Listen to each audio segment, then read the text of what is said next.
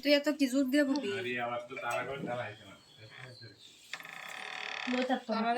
হালকা করে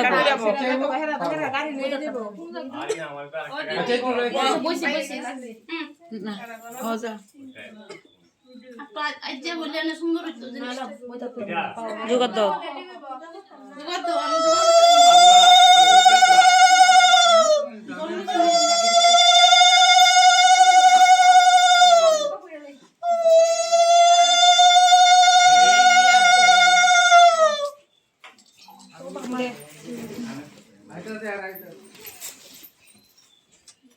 একটু তুলেছে